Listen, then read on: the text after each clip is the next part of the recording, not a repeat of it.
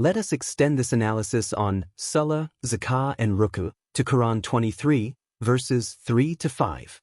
However, before that, let us point out that the Arabic faraj is not about that split in the female anatomy but the split and division between mankind of both biological genders. Absolutely. Let's start by establishing the true meaning of farj, before examining Quran 23, 3 to 5, as it plays a crucial role in how those verses have been deliberately corrupted by sectarian translations. Clarifying the term. Farj, sectarian misinterpretation. Traditional, sect-based interpreters falsely claim that farj refers to female genitals, leading to vulgar and sexually charged interpretations of otherwise ethical and deeply moral verses. This has reduced Quranic guidance to bodily control or sexual purity, especially targeting women, a distortion completely at odds with the Quran's universal message. Using the Quran as its dictionary. Farj, comes from the root fergi, which fundamentally means an opening, gap, split, breach, or separation, something broken, widened, divided, or made vulnerable. When the Quran uses hefdul furuj, it is not talking about guarding private parts in a sexual sense. Instead, it speaks of, open quote, protecting the divides or splits, particularly social, moral, or communal fractures that lead to disunity, injustice, oppression, and corruption between people. Close quote. This is perfectly consistent with the Quran's frequent emphasis on not dividing into sects, 3:103, 6:159, not breaking unity based on ego or power, 30:31 to 32, standing up for justice, even if against self, family, or authority, 4:35.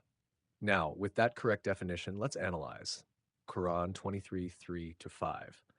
Let's begin from verse 1 for full context. Quran 23, 1 to 5, open quote. 1. Qad aflaha al-mu'minun. Certainly will succeed those who are aligned with the truth, al-mu'minun. Close quote, open quote. 2. الَّذِينَ هُمْ فِي صَلَاتِهِمْ خَاشِعُونَ. Those who are humbled in their salah, engagement with truth, close quote, open quote. 3. وَالَّذِينَ هُمْ ʿanil-laghwi مُعْرِضُونَ. And those who turn away from idle, distracting, or meaningless talk, actions, close quote, open quote. 4. وَالَّذِينَ هُمْ lizzakāti fāʿilūn. And those who actively bring forth purification, zakah, i.e., they practice what is just, ethical, and self-purifying, close quote, open quote. 5. وَالَّذِينَ هُمْ لِفُرُوجِهِمْ حَافِظُونَ. And those who guard, preserve the splits, divisions, i.e., they protect unity, avoid causing discord, and preserve moral, social integrity. Word by word breakdown, verses 3 to 5. 23:3, ʿanil-laghwi muridun. Laghwi equals idle, pointless, vain, distracting actions or speech. Muridun equals those who turn away from or reject something. This shows the intellectual clarity and self-discipline of those aligned with truth. They stay focused on what matters. 23:4, lizzakāti fāʿilūn. They are not just preachers but doers, those who internalize and act upon what is just and purifying. Zakah here equals purification through ethically consistent action, not ritual charity. 23:5, li-furujihim hafidun. Hafidun, those who preserve, protect, safeguard.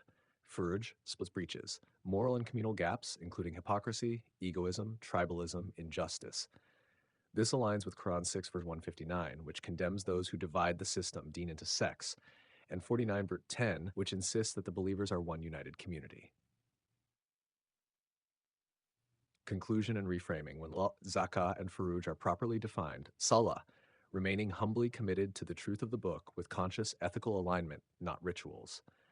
Zakah, practicing and applying what purifies the soul and society, inner moral accountability, not almsgiving. Guarding furuj, actively working to preserve unity, justice, and integrity, not being a source of social or moral division. Links to previous verses. Compare with Quran 2, verse 43 to 44. There too, the focus is on establishing trullah, living it out, zeving it and using one's reason. And now in Quran 23, 1 to 5, we see humility in engaging with the truth, discipline in speech and action, consistency between knowledge and practice, commitment to unity and preservation of the just order. Would you like to continue this line of analysis with Quran 70:22-29, where similar wording appears, but with a more detailed breakdown of what it means to guard furuj and how it contrasts with those who are heedless of their salah?